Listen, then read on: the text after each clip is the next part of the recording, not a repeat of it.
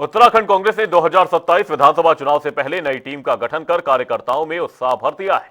नई टीम और चुनाव रणनीति पर बैठकें शुरू हो चुकी हैं। इसी बीच हमारे संवाददाता अरुण सैनी ने चुनाव प्रबंधन समिति अध्यक्ष हरक सिंह रावत से बातचीत की। सुनिए क्या कुछ रहा इस बातचीत में। 2027 के विधानसभा चुनाव को लेकर अब राजनीतिक दल खुलकर मैदान में आते हुए दिखाई दे रहे हैं। कांग्रेस पार्टी की बात की जाए तो कांग्रेस पार्टी ने भी अपनी नई टीम तैनात कर दी है प्रदेश में, जिसमें कि गणेश गोदयाल जी को प्रदेश अध्यक्ष बनाया है, प्रीतम सिंह जी को चुनाव अभियान का प्रचार समिति का अध्यक्ष बनाया है और हरक सिंह रावत जी को चुनाव प्रबंधन की जिम्मेदारी, एक अहम जिम्मेदारी संगठन ने दी है। आज बातचीत करने के लिए हमारे साथ पूर्व कैबिनेट मंत्री और वर्तमान में कांग्रेस पार्टी के चुनाव प्रबंधन कमेटी के अध्यक्ष हरक सिंह रावत जी, उनसे बातचीत करेंगे। सर, जनता टीवी में आपका स्वागत है। नमस्कार जी। सर, जिस तरीके से नई टीम कांग्रेस पार्टी ने बनाई, कल प्रद्वार भी ग्रहण हो चुके हैं, सब चीज हो चुकी है। कल का जो चीजें देखी गई, जिस तरीके से पब्लिक भी आई कांग्रेस भवन में, पूरा गुलजार दिखा जोली ग्रांट से लेकर देहरादून तक, इसके बाद क्या आकलन आप लगा रहे हैं और आगे किस तरीके से 2027 के लिए कांग्रेस पार्टी मैदान में उतरेगी? देखिए, बहुत संघर्ष हमको करना है और हम हवा में राजनीति नहीं करते हैं। ठीक है, कांग्रेस के कार्यकर्ताओं में उत्साह है और ये उत्साह को हमें चुनाव तक, पोलिंग बूथ तक बना के रखना है, पोलिंग के दिन तक बनाए रखना है। 2027 के जनवरी जिस दिन पोलिंग होगा उस दिन तक हमें ये उत्साह बना के रखना है। नहीं तो देखिए, केवल हल्ला वो हल्ला ठीक है, ये राजनीति के टोटके होते हैं, राजनीति में ये भी जरूरी है, मनोबल को बढ़ाते ही है, लेकिन कई बार हमारा मनोबल इतना न बढ़ जाए कि हम जमीनी हकीकत भूल जाए। मैं तो देखिए बहुत शुद्ध रूप से राजनीति करता हूं और मैं जो कहता था, चर्चे पर्चे खर्चे हर चीज का ध्यान रखना होगा। हम जमीन पर, हमारे पोलिंग बूथ पर हम कैसे मजबूत हों, किस सीट पर कौन विधायक का चुनाव मजबूती के साथ लड़ सकता है, सबका साथ लेके चुनाव लड़ सकता है, जातीय समीकरण, क्षेत्रीय समीकरण, संसाधन, सब कुछ देखना होगा। मैं केवल वो अल्लाह से जाए, ये एक शुरुआत थी। माननीय करण मेहरा जी ने भी पार्टी को प्रतिकूल परिस्थितियों में चलाया, लेकिन अब 2027 में हम एक ऊंचे मनोबल के साथ, गणेश गोदयाल जी को प्रदेश अध्यक्ष जिम्मेदारी मिली है, मुझे भी काम मिला है, प्रीतम भाई को भी काम मिला है, यशपाल आर्य जी के पास पहले से ही महत्वपूर्ण जिम्मेदारी है, हरीश भाई भी इसमें नेशनल हमारी एग्जीक्यूटिव में है, तो सबको जिम्मेदारी दी है पार्टी ने। और आगे भी जो लोग हमारे बेहड़ साहब हैं, तिलक राज बेहड़ जी हैं, हरिद्वार से हैं, जसपुर के हमारे विधायक चौहान जी हैं, हरिद्वार में भी हमारे कई बहुत वरिष्ठ हमारे साथी हैं, काजी भाई को पहले से जिम्मेदारी दी गई है, दिल्ली प्रदेश के प्रभारी हैं। तो पार्टी सबको साथ लेके चलेगी और ये सबका जो सहयोग है। देखिए, सुई का काम सुई कर सकती है, वो सफल नहीं कर सकता, और सबल का काम सुई नहीं कर सकती।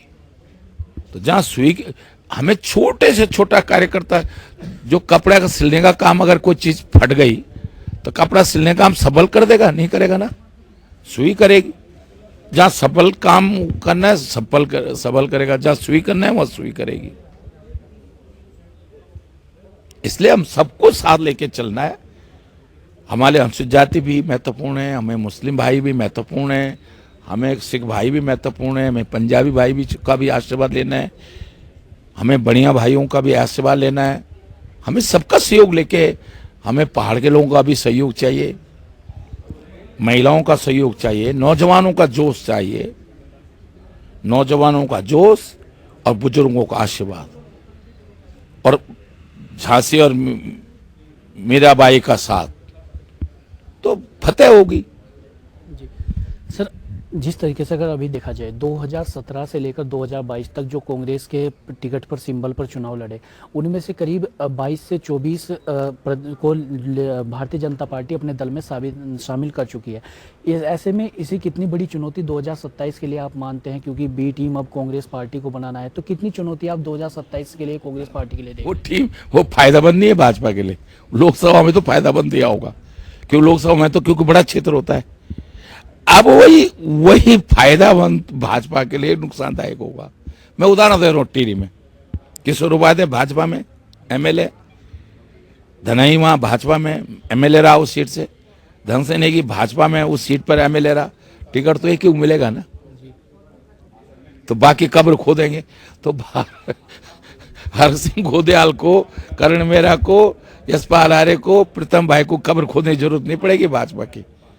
जो पार्लियामेंट में चुनाव में भाजपा के लिए ताकत बनी जो चीजें हैं, वही चीजें भाजपा की कब्र खोदेंगी 2027 में। कारण क्या है, टिकट तो एक ही को दोगे, तो वो लोग कब्र खोदेंगे कि भाई ये हार जाए। अपना महत्व तो बनाए रखने के लिए टिहरी में अगर धने को नहीं टिकट मिलेगा तो धने को से करेगा, किशोर टिकट मिलता है किशोर हारे, किशोर को धने को टिकट मिलता तो किशोर उपाध्याय कोशिश करेगा कि वो हारे, और किसको देगा सपोर्ट, कोशिश करेगा कांग्रेस जीते। तो जो भाजपा की ताकत है, आज भाजपा का वो कमजोरी है। लोकसभा चुनाव में तो ताकत थी, आज वो कमजोरी है। ज्यादा बिल्लियों में चूहे नहीं मरते हैं, बिल्लियां बहुत पाल दी उन्होंने। तो 2017 इससे अलग 2017 बिल्लियां जो है हमको मारने, हम चूहे नहीं है, लेकिन वो बिल्लियां दूसरे पे अटैक करने की बजाय, कांग्रेस पे अटैक करने की बजाय खुद पे ही अटैक करने लगेंगे एक दूसरे पे। तो इसलिए कांग्रेस को आधा फायदा तो भाजपा के नहीं, अपने आप से लड़ाई का फायदा कांग्रेस को मिलेगा।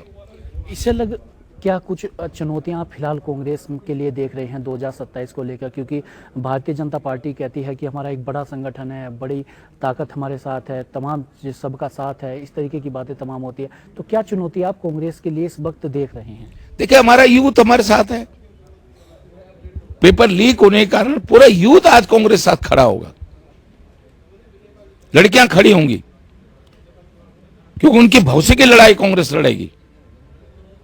कांग्रेस उत्तराखंड के नौजवानों के साथ वायदा करेगी, अगर एक भी पेपर लीक हो गया, अगर कोई भी गलती हो गई एंट्रेंस एग्जामिनेशन में, तो उस अधिकारी को और उस व्यक्ति को जिसकी संलिप्तता होगी उसको वही सजा दी जाएगी जो 302 में खून करने में दी जाती है।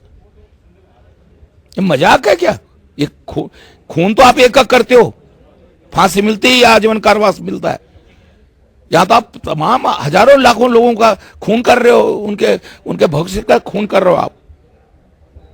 ये वायदा उत्तराखंड के नौजवानों के साथ कांग्रेस करेगी कि हम पेपर लीक नहीं होगा, वो उस अधिकारी को हम आजीवन कारावास के, हम कानून में से तब्दीली करेंगे, आजीवन कारावास की सजा होगी नकल कराने वाले और वो करने वाले।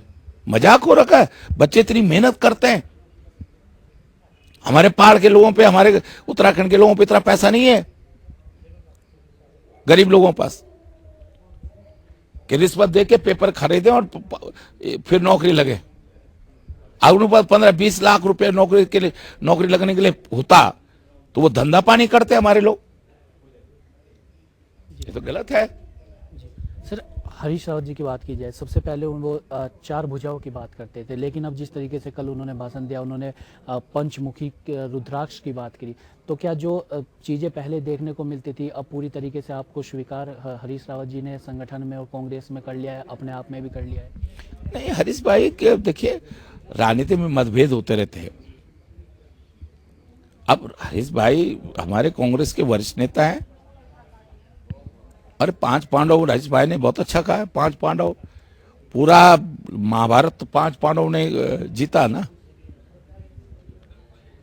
कौरव तो लाखों थे, केवल 5 पांडव ने पूरे कौरवों को जो है महाभारत में हराया ना। तो 2027 में ये जो भाजपा जैसे कौरव हैं, कौरव मैं इसलिए कह रहा हूं इनको कि चाहे अग्निवीर वाला हो, पेपर लीक हो, महिलाओं को उत्पीड़न करने वाला हो, भ्रष्टाचार हो, खनन माफिया हो, इसलिए इनमें सारे कौरवों जैसे गुण हैं। घमंड है, सारे कौरवों जैसे गुण है इनमें। हम पांडव नहीं कह रहे अपने आप को, लेकिन इनसे तो अच्छे हम लोग। इन इन जैसे वो नहीं है कि बिल्कुल जो है, अरे भैया ठीक है, किसी को 20 मत दो, 20 जैसी बात तो करो।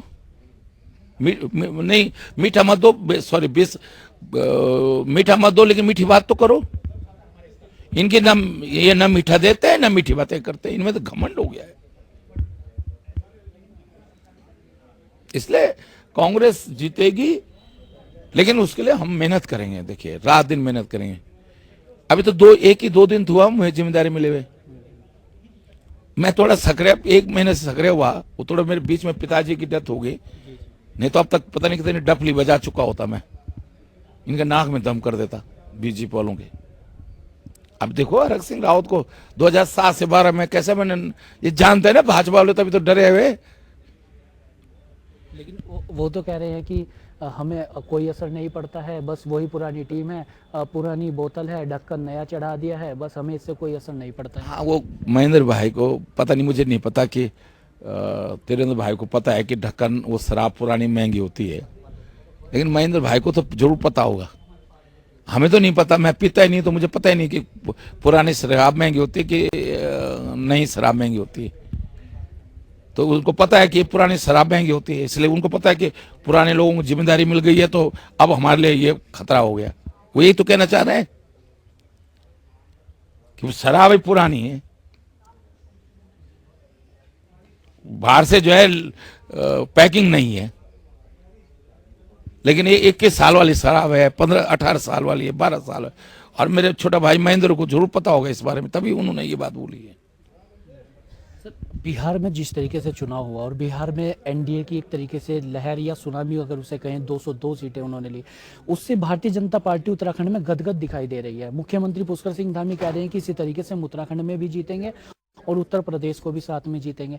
क्या चिंता कांग्रेस के लिए बिहार के इलेक्शन से, बिहार के रिजल्ट से बढ़ती हुई दिखाई दे रही है?